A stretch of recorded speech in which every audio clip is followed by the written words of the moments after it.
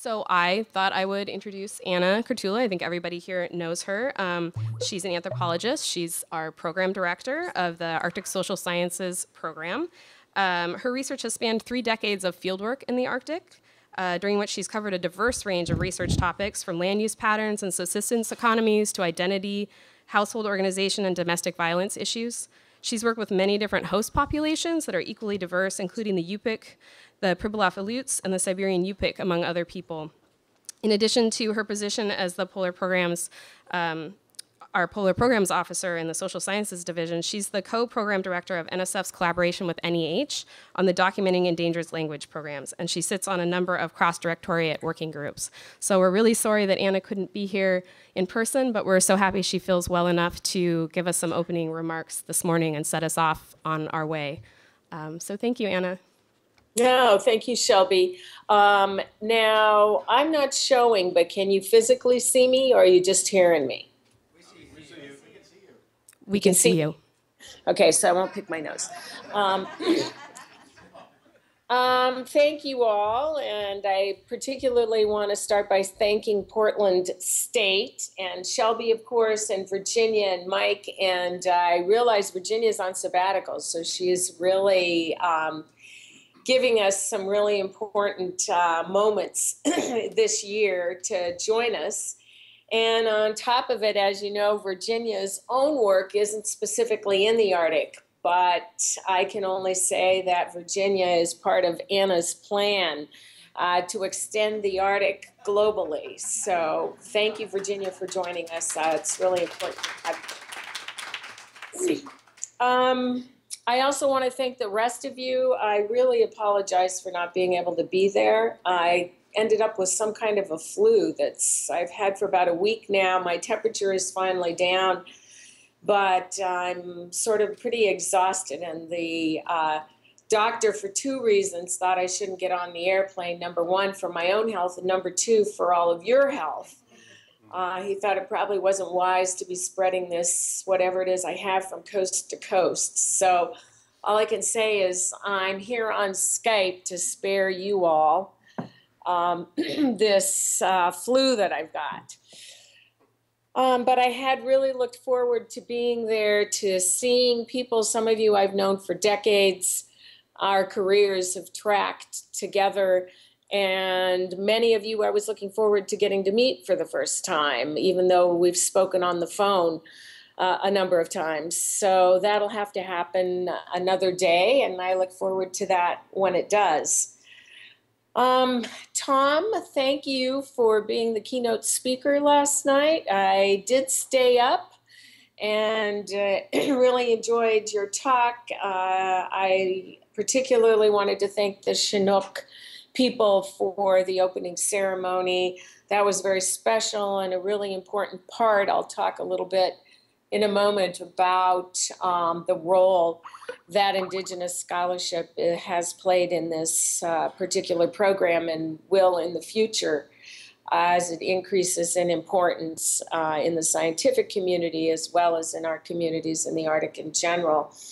But thank you, Tom. I always enjoy hearing the big picture, and was particularly happy to have you bring up the whole issue of what you used as a metaphor, the Alexandria Library. I think this is the issue of lost data is one of many that you all are going to be talking about, and it's one that Tom and I have been talking about for at least 5 or more years.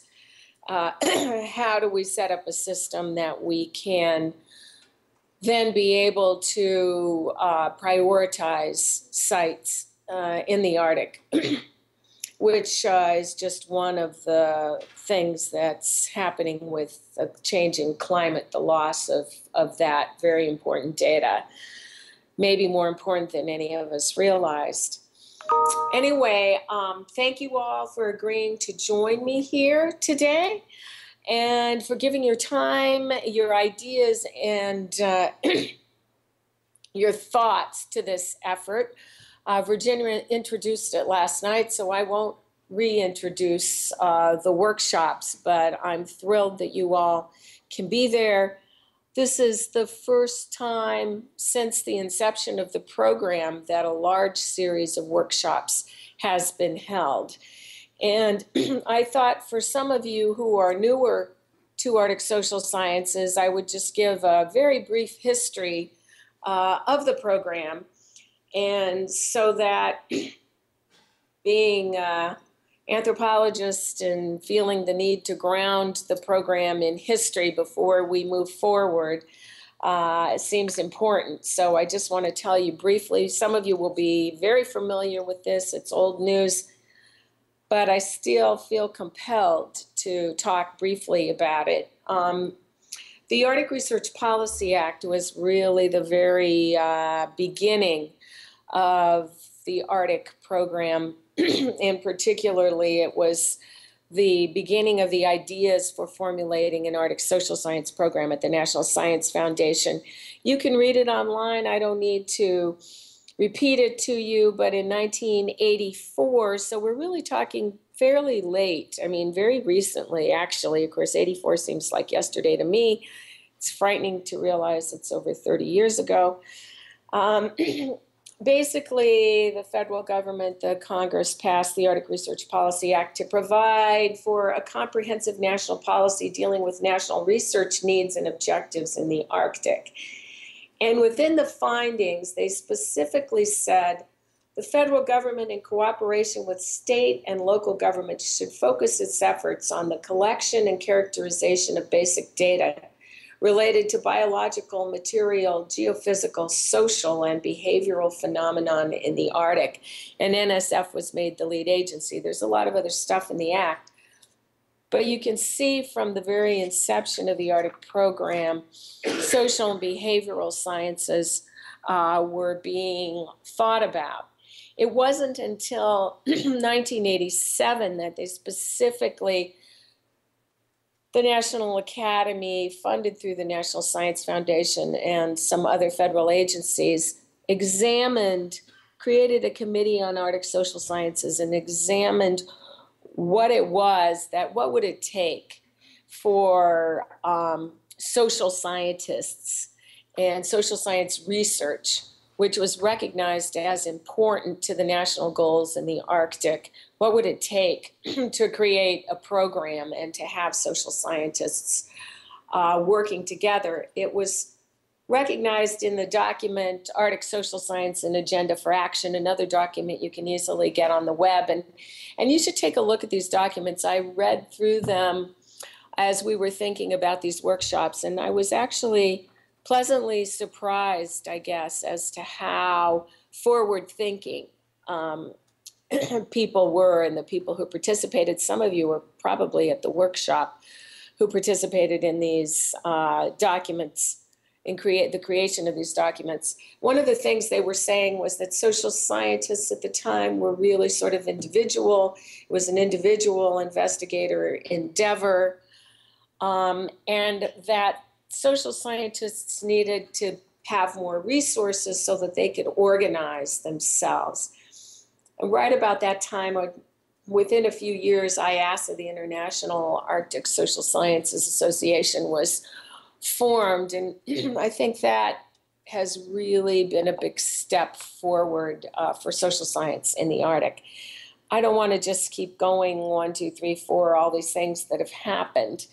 But in the National Academy document, one of the findings was the NSF should accept responsibility as the designated lead federal agency for Arctic social science research and undertake the task necessary to create and sustain an effective community of social scientists working on the Arctic.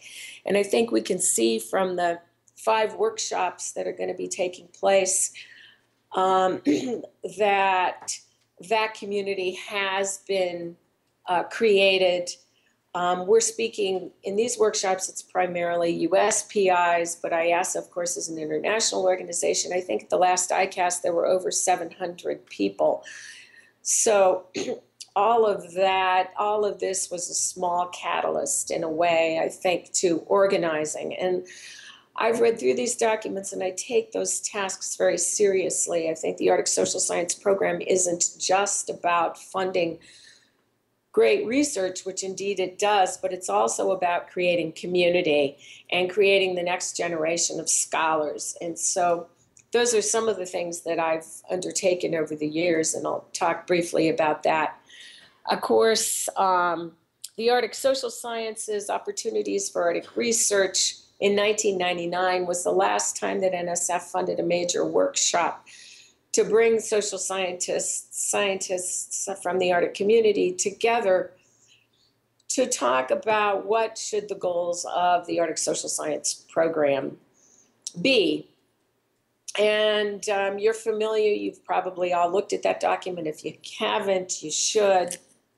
I'm kind of talking to myself. Shelby, am I still on? I want to be sure. Okay, good. So just wanted to be sure about that I wasn't talking in thin air here, since for some reason the screen is frozen. But so the 5 areas that were, if you've all taken a look at that 1999 document, and I sort of, in the Dear Colleague letter that was posted on the website that that was a precursor to these workshops, you can find the link to that document, and it was really pretty forward thinking. The research areas that were chosen were culture and environment, resources and economic change, development of social and political institutions, ethnic and regional identities, and knowledge systems. As you can see, if you're familiar or if you've looked through the abstracts, those have really sort of been the foundation of the program over the last 15 years that I've been running it, that I've been the director of the program. And that's one of the reasons, as I said then, that I wanted to bring people together. 15 years is a long time, and a lot has changed. And I just now want to go through just a little bit about where the program has been. I thought it might be fun to name a few. The first award by the program was made in 1990. It was on paleoclimate and evolution to Yale University. Elizabeth Verba at Yale ran a workshop. And it was co-funded with biological anthropology, and it was a $30,000 award. That was the very first award that I could find that had been made. Some of the other awardees, I just thought it might be fun for some of you to do a little walk down memory lane. Tom McGovern. Tom, you were one of the first awardees, Northern Archaeology Research and Training. Roger Powers, the late Roger Powers, who's very dear to many of us. Archaeological Perspectives on the Origins of Siberian Late Paleolithic. Phyllis Morrow, Ice and Discourse, Relationships Between Communicative Strategies and Trial Outcomes in Southwest Alaska. Susan Kaplan, North Atlantic Environmental Archaeology. Orrin Young, An Investigation of Canadian Inuit Resettlement Programs. Stephen Piku, Long-Term Social Impacts of the Exxon Valdez Spill. And Doug Anderson, Human Subsistence Practices in Response to Environmental Fluctuations in Northwest Alaska. Just to name a few. On the first 3 years of the program, the average award was about $78,000. And women, just in terms of gender balance, represented about 18% of the awardees. Over the last 25 years of the program, and this is just what I was able to pull up on the database. I didn't have a lot of time because of my illness. I had wanted to give you more figures, but 758 awards have been made. That includes dissertation research and, excuse me, exploratory awards. Of the active awards, all of this you can look through our award database. Of the active awards, are 121 active awards. Currently, 45% are to women. So we almost have complete parity now in the program, and I like to think that I've had a little bit to do with that. The average award is up to $287,000. Again, we're talking averages, which includes, 20,000 dissertation up to a few $1 million infrastructure awards. So, but 287, that's fourfold from what it was over a decade ago. And 30% of the program support goes to what I've called over the years Indigenous scholarship, which includes community projects, ideas that were of interest to local communities that they've brought forward and partnered with other scientists working together. It includes Indigenous scholars themselves, some of them completing PhD programs, many of them already senior scholars. And it includes research working closely with communities by any researcher on ideas that are of interest to communities, even if the community was not the birthplace of the idea. It's an idea that's important that people have talked about and are interested in and working together in collaborations. I think that's unique to the Arctic program, certainly at NSF, that we support so much Indigenous scholarship. And I think part of that reason is because of the Arctic and because of what's been happening in the Arctic over the last 2 decades has really been at the forefront of these community-based participatory type research projects. And I won't bore everybody with my theories as to why that's true, but it's certainly unique at NSF outside of what we call the tribal colleges and university program, which specifically supports science, development of science programs at tribal colleges. I became the director in 2002. And as I've said, 2 of my goals as the director, one was to increase gender equity in Arctic social sciences in terms of who's being funded, who's applying, building that capacity across a broad range of institutions, not just tier 1 research institutions, but also undergraduate institutions and NGOs, Indigenous organizations, et cetera. And I think that we've come a long way in doing that. Also increasing the participation of underrepresented groups, and specifically increasing Alaska Native community participation in social sciences. Those were 3 of my goals outside of supporting, the general science projects. So now that I've just very briefly given a history, maybe not as succinct as I would have liked it, but I'll blame the flu for that. What are we doing here? And why is this important? And one of the reasons, as I stated, is that the document that the program has used as its base is 15 years old. And I keep telling people that the Arctic Social Science program has kind of been Anna's vision as I've grown in the program over the last 15 years.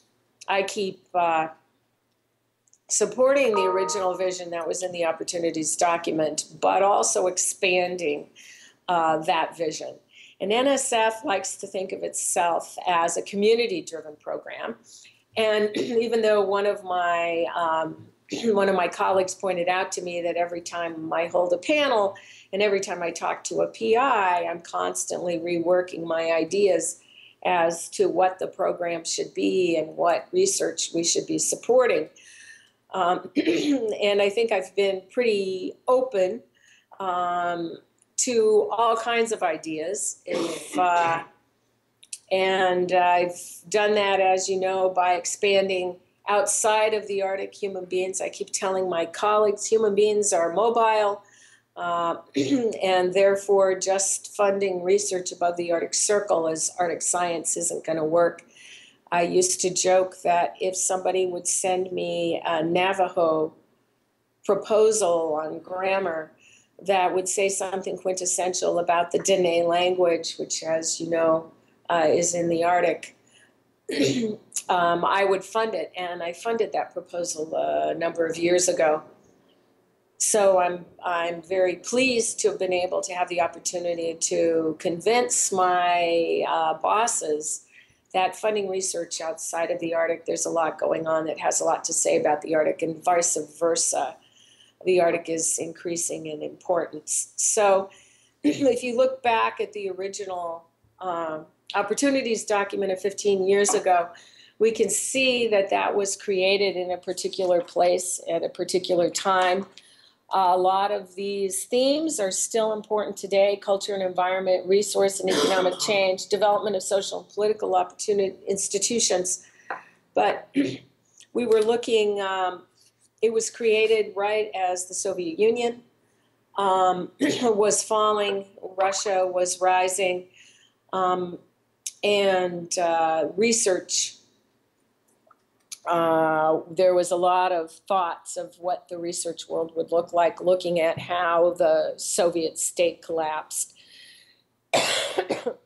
I think that a lot has changed in the last 15 years. In fact, we know a lot has changed. Russia is very different than what we anticipated at that time. I think we thought something very different would evolve than has.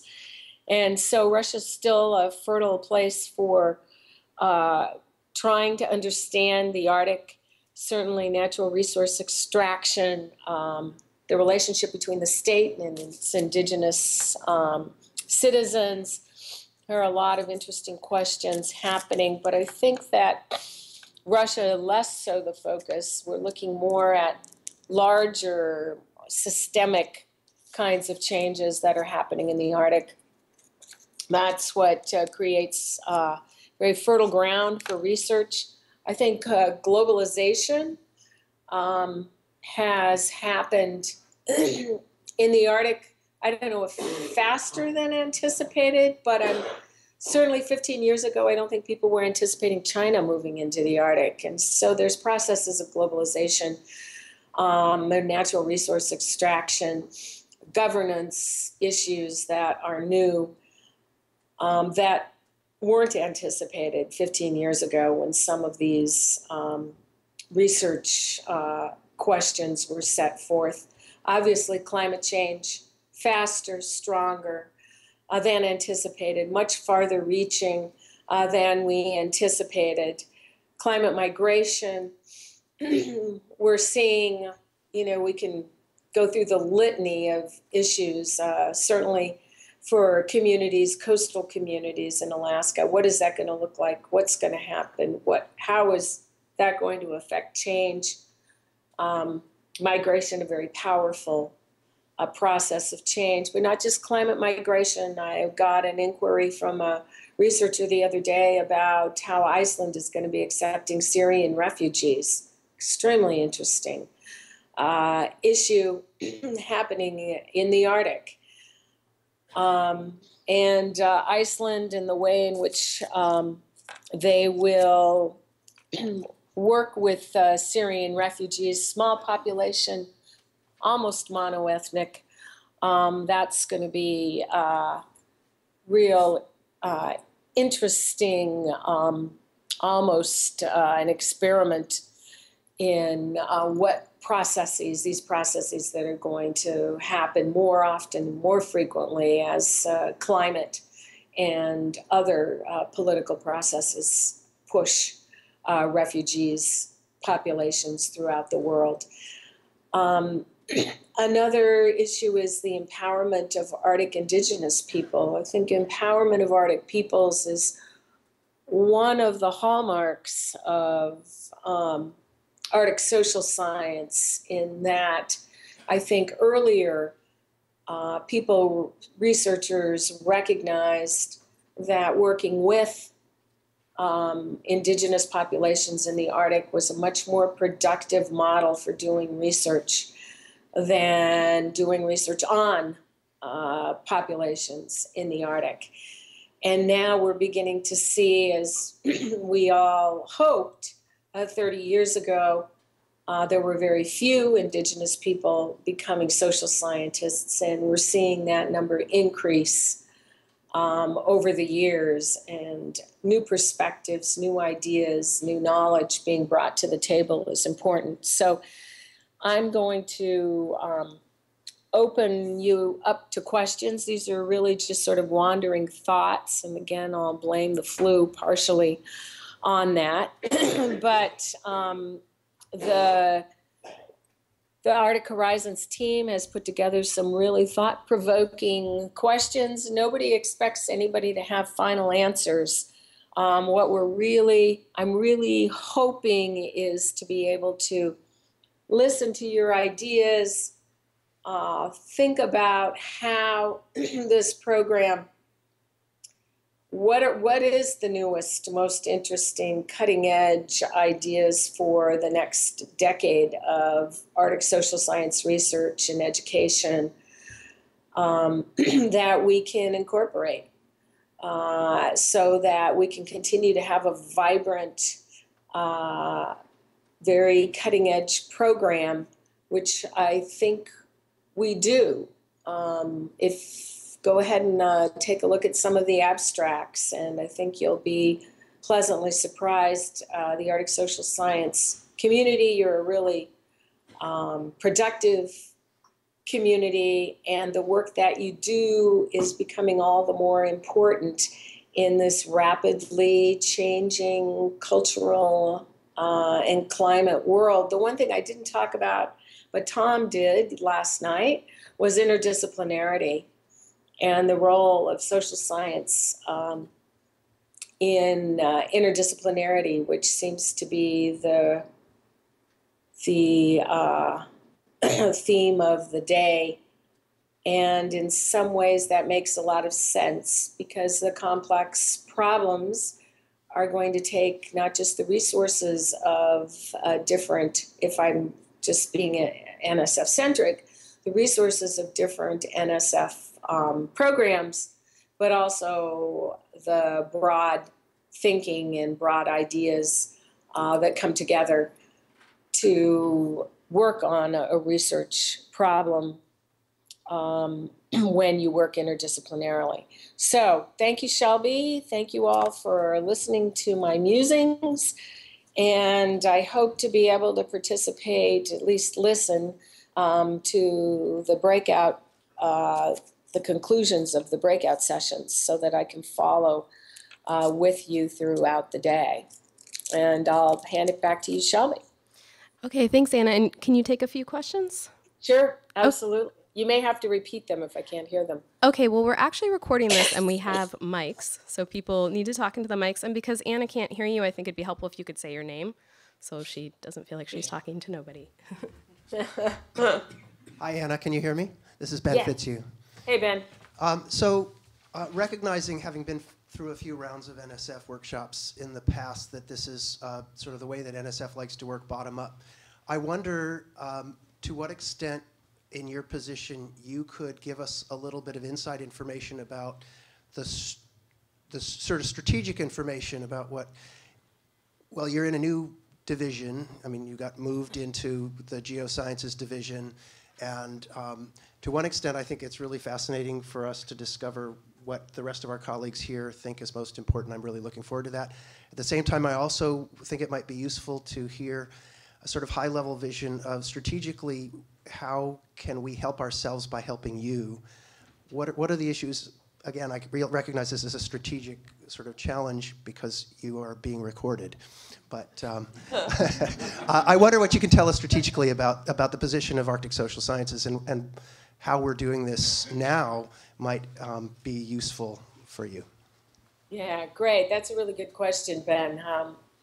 I probably should take a little more time to think about it, but I'll just talk off the cuff. Yeah, it's been an interesting few years. Excuse me.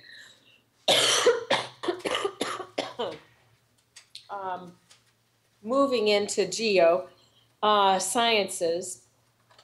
Right now, they're going through, it was a 3-year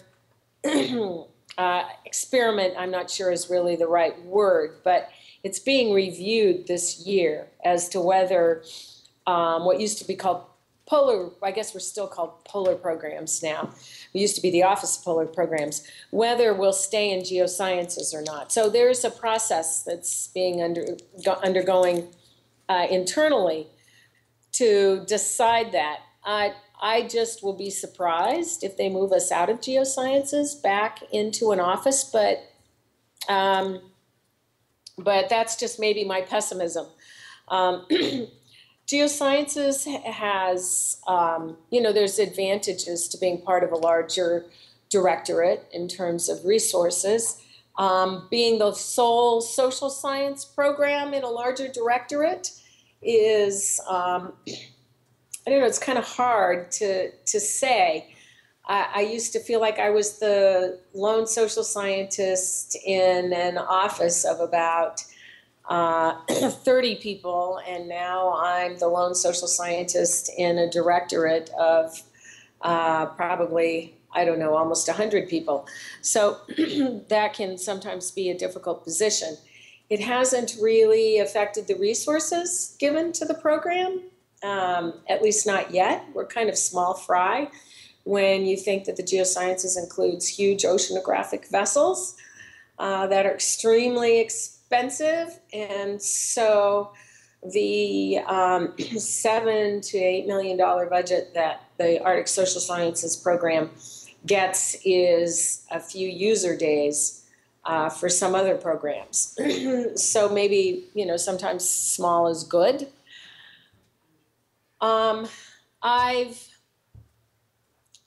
I've resisted mainly partially because of time. There just aren't enough hours in the day.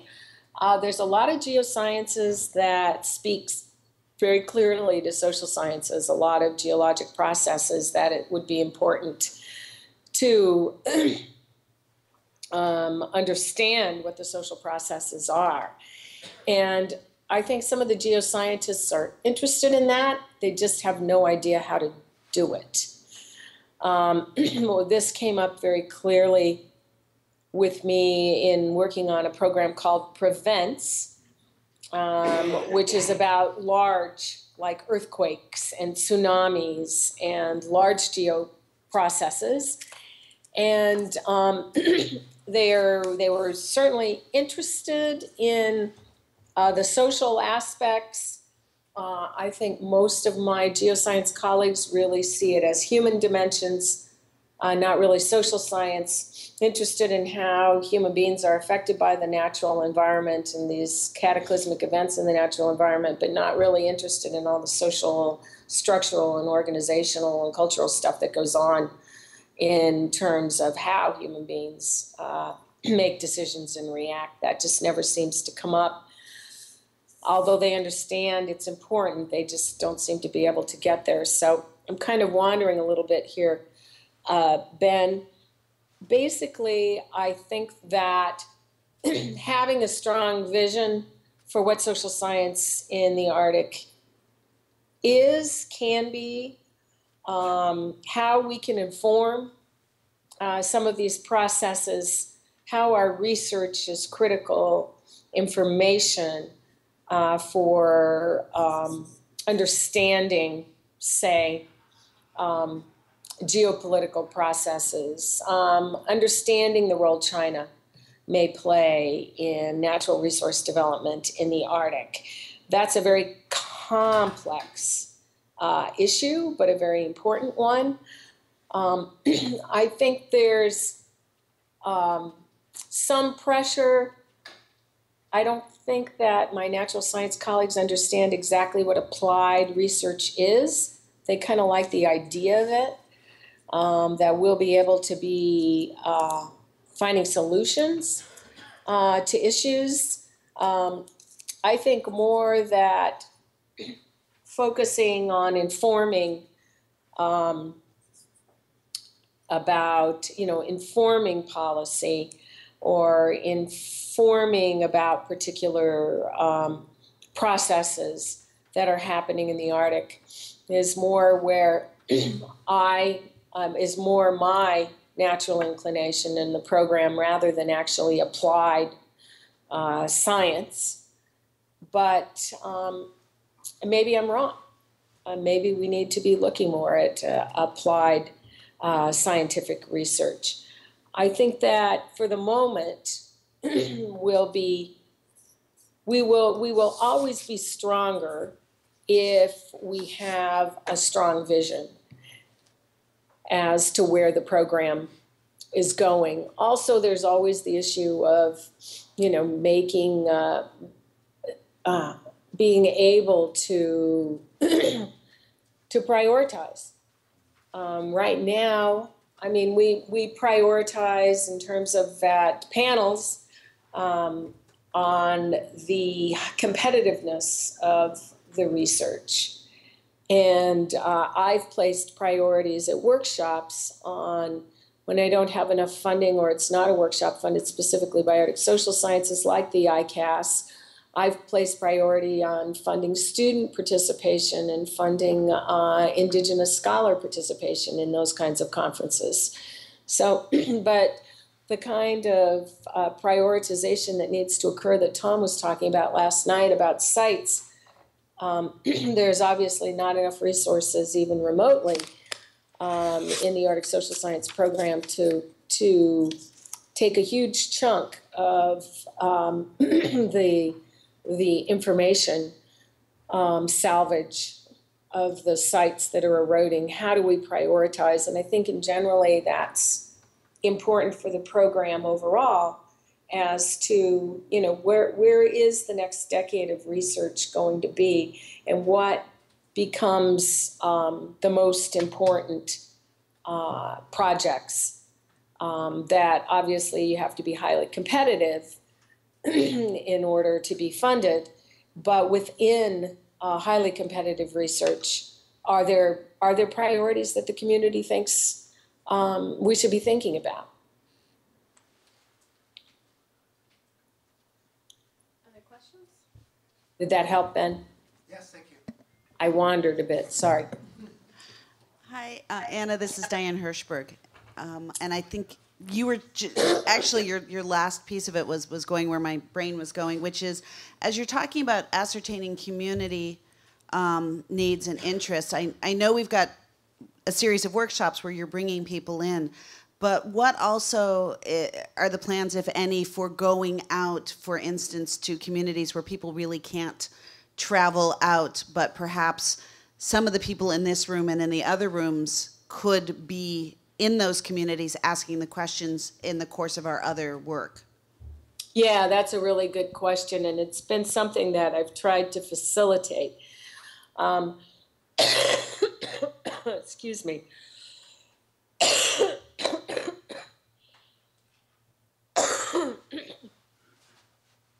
One of the things that I think that's critical, and as you all know, if you do an Arctic Social Science program, I mean, I've always said not 100% of research is community participatory based research. But if you're going to be doing research out in Arctic communities, you need to go out and you need to talk to people and you need to get their acquiescence, their interest, their collaboration, or at least their acceptance of having you in their community to work. I think that's key. As you know, those of you who've sat on panels and done reviews, you can't get funded in this program if you don't have community letters, if it's that kind of project. Some projects are museum projects. Some projects are not community-based, obviously, but but if you are, you must have spoken with the communities. And how do you do that? You need resources to do that. And the program has funded researchers to go out and do just that, particularly if you've gotten reviews back that say, we really like this project, but you need some community letters. I've tried to go back to researchers and fund them to be able to go into the field to do that. But with dwindling resources, that becomes more and more difficult. I mean, proposal pressures are up. I think my program, well, I shouldn't be so proprietary. Our program, the Arctic Social Science program, has a funding rate of, if you take out dissertations, which I funded over 50%, just so that your students know. We're very generous with dissertation improvement grants. And if you have any students, they need to be calling me and writing a dissertation improvement grants. But aside, if you take out dissertation improvement grants, for full research proposals, we're probably funding at about 12 to maybe 15%, which is better than some programs at NSF, but it's not great, certainly. So how do you balance resources of being able to send people into the field to be able to talk to communities and being able to fund the actual projects? It's a bit of a balancing act, but I do try to do that. In terms of these workshops, I would love nothing more than to be able to go out into the communities and talk. I would love to have a listening tour where I could even just being able to go to some of the regional centers and talk with communities would be wonderful. Unfortunately, the NSF travel budget just doesn't allow for that. I have funded some workshops, and I'll be funding some more, where researchers are doing that. I don't know if you all know Julie Raymond Yakubian at Kawerik.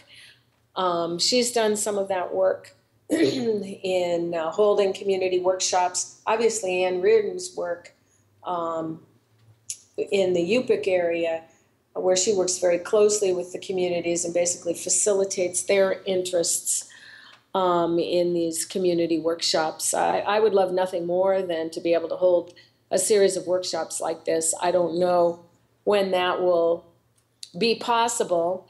The Fairbanks workshop will be very focused on Indigenous scholarship, Indigenous communities, and decolonizing methodologies. And so there's an opportunity, but again, it's a few people out of hundreds. I agree, Diane, it would be great to be able to go more to the communities. It would be a dream for me. I just don't see it practically happening anytime soon. So I have to facilitate your all being able to go and talk to communities, certainly prior to solidifying research, be as collaborative as possible. Did I answer the question, or? I just think what I might say is to think creatively about using us, that we're already out there for other reasons. If there's a way for us to have some agreed upon, gee, if you're working in a community, you've got an established relationship, do you want to invite people to coffee and say, here's the questions that are being asked of people across the north. Do you want to, share your thoughts and have it be more of an crowdsourced input from the communities where we have relationships? Yeah, that's a really good idea. I think we should talk about that. Absolutely. I don't know why. That certainly could be possible for sure. I hadn't really thought about it in terms of as an extension to what's going on here, but absolutely. Why not? I'll talk after the workshop. Hey, Anna, Dan Otis. Do you see part of the writ or the mandate of this group as recommending some revisitation of the merit criteria, particularly around things like interdisciplinarity and relevance? Because the National Science Board sets the merit review criteria, I hadn't really thought of it in that big of a framework, but there's no reason why not. If you all have ideas on the merit review criteria, I would love to hear them, and I was certainly would be important to pass those on. Absolutely. Thanks, Dan. Other questions for Anna? Come on, there's 30 of you there. This is your last chance. Anna. This is Todd Suravel. Given that we're in a very political climate right now, and there seems to be some animosity towards social science research in Congress, I'm curious to hear your thoughts on the long-term outlook for funding of social science at NSF. Yeah, I'm optimistic. I have my theory as to why social science is embattered, and some people think it's because, you know, political science was the first target and people don't, the politicians don't want to be studied. I don't think it's that. I think it's that we're all human beings. My husband, who is a photographer, always says that everybody with a camera thinks they're a photographer, but everybody with a pencil doesn't think they're a writer. And I always took that to one step further and said everybody with a body thinks they're a social scientist. I think we all have our social theories, and people in Congress are the same.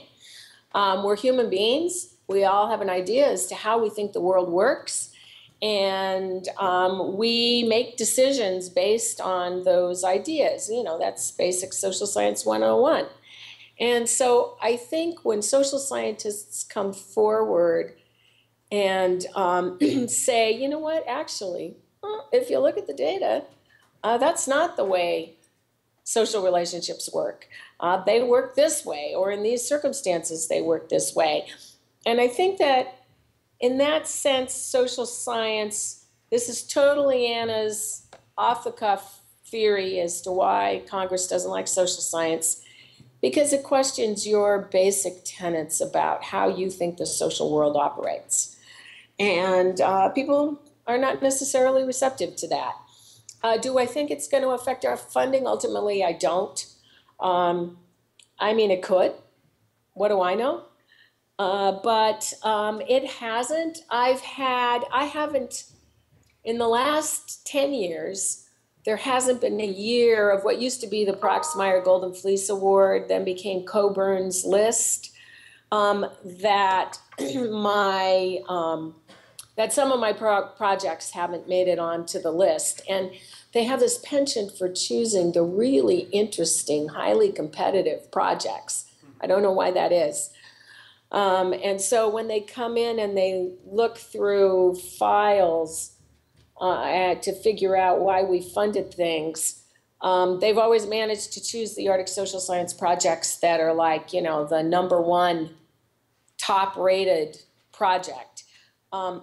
Sure, I mean, you've got an easy target. I mean, the Golden Fleece Award has always been an easy target. To, you know, it's easy to pick out the words climate change, or to search our awards abstracts on particular words. So that's why we've worked very hard, and this is something that you all can do. Make your abstracts understandable. I ask you to draft abstracts, make them understandable to a public audience. And as much as we love the cute titles as social scientists, we really have to go to pedantic descriptive titles so that it's understandable right away what the research is by the title. I think that can only be helpful. For the detractors on Capitol Hill, there are as many that understand the importance and how key social science is to understanding social change in our country. And so maybe I'm a little overly Pollyannish, overly optimistic. I haven't seen the effects of that kind of activity, not yet. And I would just be really surprised. But I've been surprised before. I'd be very surprised if they went so far as to try to end the social sciences programs at the National Science Foundation. That would just be so, you know, it would just be such a bad move, I just don't see that happening. But the other thing I'll say is it is also important for us, and I don't think we should be quote unquote blaming the victim, social scientists don't explain what they do well enough, blah, blah, blah. I'm not sure that's true. But it is important to keep communicating.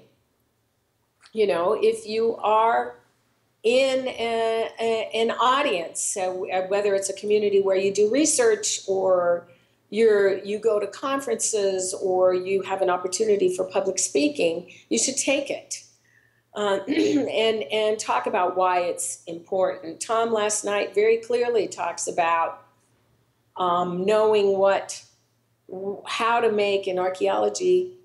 I hope I'm not offending anybody. Sometimes archaeology, it's hard to see how it's important today, and Tom makes it very clear as to why understanding these processes in the past can be important to understanding the current processes that we're undergoing.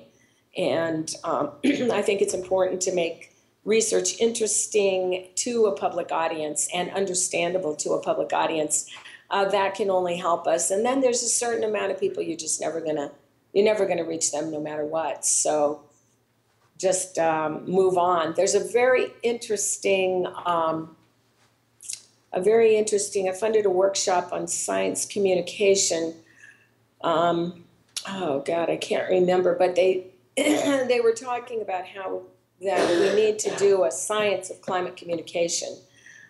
And it was a very interesting workshop. Charlie Vorsmarty was the PI. I think if you just Googled climate science communication and Charlie Vorsmarty's name, you would probably come up with the workshop. If you can't find it, I've got copies of it. I can send it.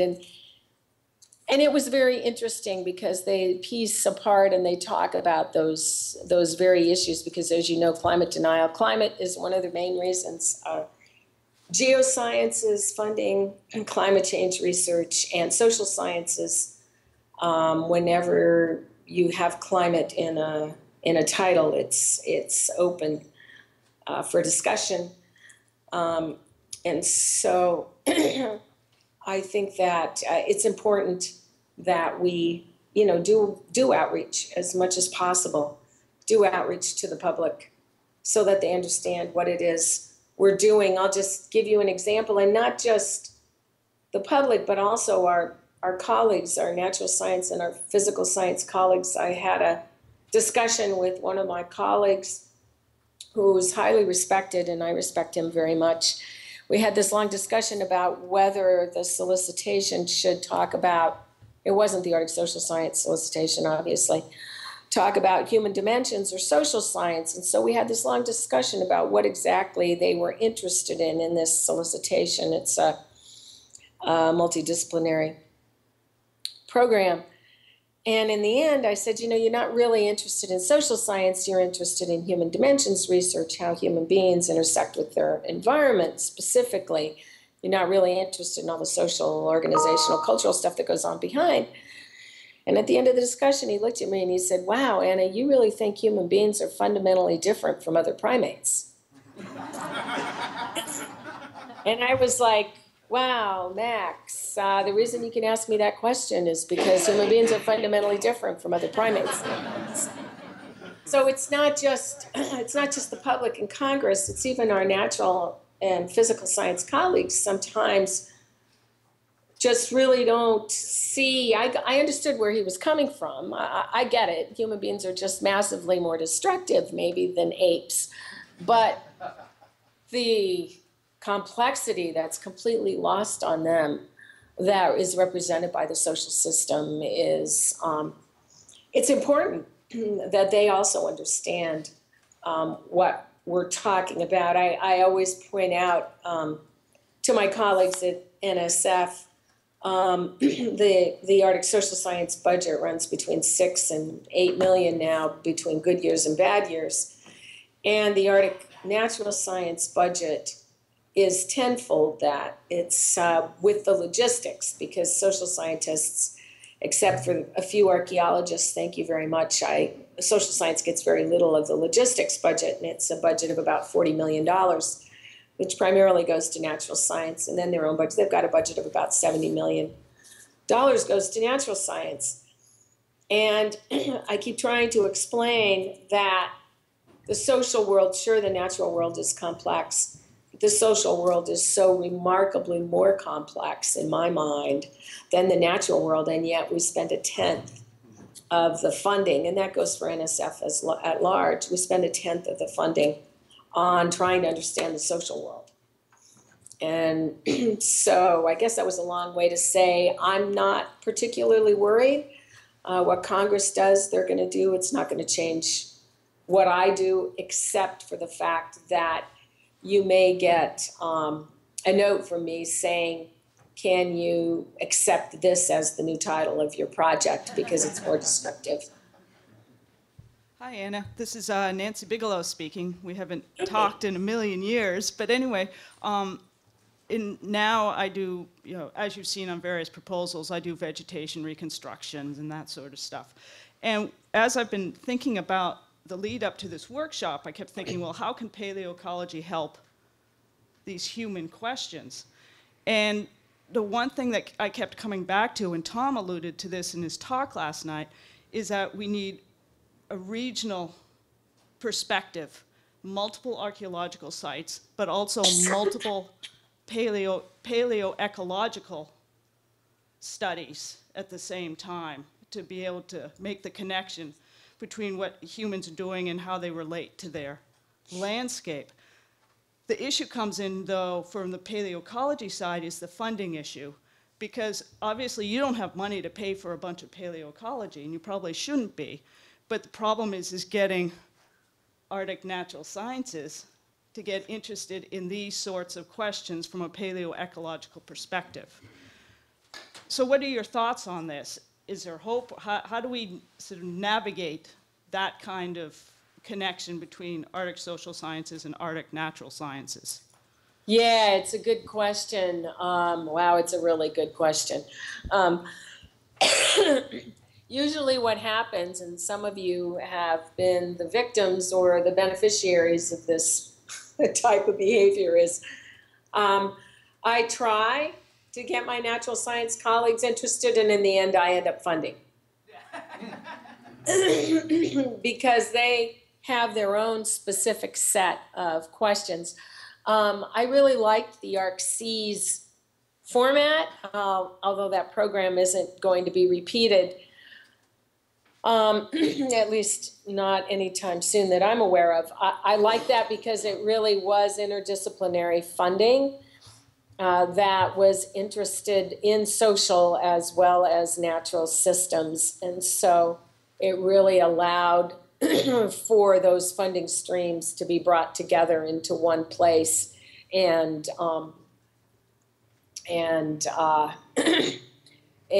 fund the kind of projects that you're talking about, Nancy. Yeah, it just, I mean, I'll just be really honest, it kind of sucks. It really depends, like everywhere, NSF is also personality dependent. So if you can find the right person that's interested in the research, you can frequently get them to co-fund with you. The Arctic Natural Science Program is they have a very specific, well, I shouldn't say specific, but they have very firm goals as to what they think their priorities are. And I would, and I just keep trying. I keep talking to them when I get a proposal that I think they might be interested in. I keep trying to get them to fund. You know, there's the biological sciences as well, but of course then there you also have to find a program. I can speak very clearly, like with SBE. I do co-fund quite a bit with the social, behavioral, and economic sciences, anthropology, archaeology, science and technology studies, which is a very interesting program. Science, Technology, and Society, I guess is what it's called. They have law and social sciences program. There are a lot of great programs up there, and we do fund quite a bit. But I still find that frequently they'll say, this just isn't cutting edge theory enough. or this is too descriptive, or passing what their panels are interested in also can be a challenge. And I assume the same would be true. I haven't spent a lot of time with the biologists, but there must be a way. They have an ecology program in there. I keep fantasizing I'll have time to talk to the biologists and figure out how I can get some of their funding for Arctic programs. But it's a challenge. And like I said, usually what ends up happening is I spend a fair amount of time talking to other programs and trying to get them interested. In the end, I end up funding. Yeah. Because I understand that the natural world is key and important to the social world. And I just can't seem to get my colleagues to recognize that in the reverse. And so in the end, I'm willing to spend social science money on natural science, interdisciplinary science in ways that my natural science colleagues aren't willing to do. Anna, this is Mike with a follow-up to that. I think there's at least some level of cynicism among a lot of my colleagues. Two comments that I've gotten. One was a reviewer comment who said, on a great proposal, this is exactly the sort of interdisciplinary research we ask for and never fund. Yeah. And then another comment that I heard was, if you submit a interdisciplinary research proposal to two different programs, you end up sounding like an idiot to both sets of reviewers. So Yeah. it's something that we're striving for, but still haven't found the right way to get at a solution to it. Yeah, and NSF struggles somewhat with it too. I mean, Coupled Natural and Human Systems is a program but it also has very specific goals. But it is one program that attempts to at least look at the system, social, natural, coupled systems.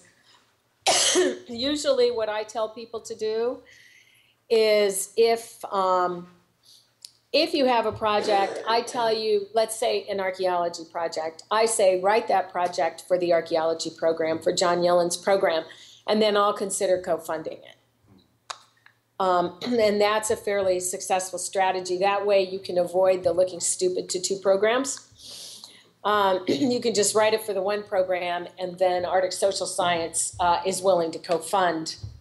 I generally, not 100%, but generally in co-funding situations, I don't require both panels to take a look at a proposal, because you do end up in kind of double jeopardy. One panel loves it, one panel hates it. And it's a lot of work for me if I want to fund a project explaining why I'm not funding something somebody else's panel hated. I shouldn't say hated, they just didn't feel was competitive. So I try to avoid that by having people write the proposal to the other program, and then I'll co-fund. If it comes up, the exceptions to that is that sometimes my panel, the Arctic Social Science panel, will say, you know what, this is really interesting, but I really think this other program would find it would be great to be co-funded in that program. And then sometimes you'll see two panel summaries and two reviews if that's happened, and the other program agrees to review it. But yeah, that's a problem. NSF encourages interdisciplinary research, and you really have to find the programs. Like I said, ArcSeas was a program that I was particularly supportive of, because it really was encouraging true interdisciplinary research with true social science.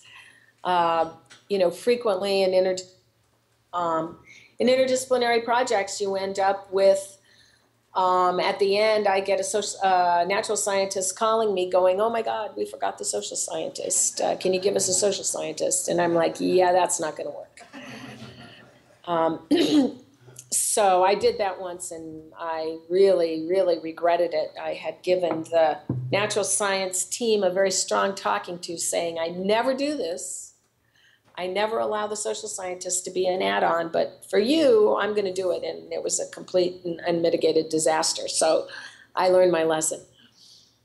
there. But yeah, it's a challenge. It's a challenge for NSF. Anything you all have to talk about. I mean, and it's not just for NSF. It's a challenge for your tenure. It's a challenge for your publications. There are lots of challenges in interdisciplinary research, even though we talk about how the only way we can understand or attempt to deal with some of the wicked problems is through strong interdisciplinary teams. And then we make it difficult for you to find funding. If you have any suggestions for how to improve that, I would be more than interested in hearing them. I think we should just take a last couple questions and then let Anna off the hook. So Kevin and John had his hand up earlier. Hey, Anna, Kevin Smith here. Going back to the strategic guidance for these workshops, we were talking a bit before about congressional concerns, and I know one of the congressional concerns has to do a lot with spending U.S. funding for work outside of U.S. borders.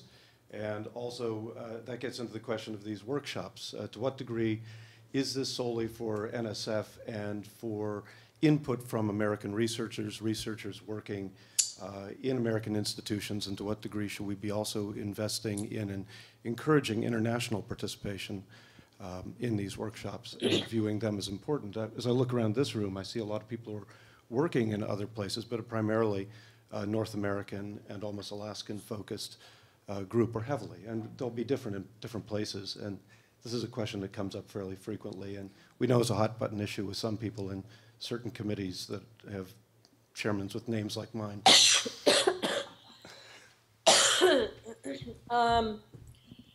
Yeah, I got a little parochial when I first talked to you all who put the workshop teams, in that I said, you know, let's concentrate primarily on U.S. Participants because it's cheap. It's very, I was just being realistic. It's less expensive. We'll do them regionally, so it'll even be less expensive. And we'll be able to bring more people together by doing that. This is a U.S. Arctic social science program, so I don't feel completely bad about about primarily focusing on U.S. scholars, since you don't have to be a U.S. citizen, but you do have to be attached to a U.S. institution in order to be funded by the National Science Foundation. So I didn't feel totally bad about that, but it really should be a international conversation. And maybe at the next ICAST, I'll talk with Peter Skold, and maybe at the next ICAST we can have a town hall that we talk a little bit about this. But yes, I think having international participation obviously makes this a richer discussion. As you know, I try to bend over backwards to fund international scholars on your projects so that they can fully participate. We've been fairly successful at being able to do that. I've even been able to do subawards to some international institutions like the University of Greenland. There it's slightly easier because the U.S. has other interests that go beyond scientific research in Greenland. And so we can make a good case for why we're funding Greenlandic institutions. But still, I don't ever remember saying no to giving support to international scholars to participate in these projects. And but we also need to, I have no objections, and you all are, you know, the decision-making team in terms of having international scholars at these workshops and supporting them. It's just a very large community, and there are limited resources. And so I think that's probably why when we talked originally about doing this, that I said, let's concentrate on U.S. scholars. And there's a lot of really strong scholarship in that room, looking at the list, and most of you are U.S. scholars, and so let's start there, and then maybe we can fantasize about broadening it even more to the international community at the next step. So let's take one more question from John, and then hopefully we'll have some time either later this evening or tomorrow during our wrap-up session to get some more questions fielded from Anna. So John, go ahead. Anna, this is John Waterhouse. And this isn't a question. This is hopefully something that'll make your day a little easier. Mary and I will be traveling in the communities this summer in the Arctic. So we can add this Arctic Horizons idea to our workshops. That's not even a problem. I'm sure the communities would absolutely welcome having a voice in this. So I'll work with the Arctic Horizons people here. We'll get some questions together and an idea, and we'll just add it into our Arctic workshops this summer. And oh, go ahead. Thanks, John. That's great. And get some chicken soup and get back in bed. Thanks. Yeah, thanks everybody. Again, I can't thank you enough for being there and for taking the time out of what I know are busy schedules to participate in this process. And I look forward to talking with you all later in the afternoon. That sounds good. Thanks very much, Anna. And thanks for funding my dissertation research a long time ago. I don't think I would be here if that hadn't happened. So we'll talk to you later today.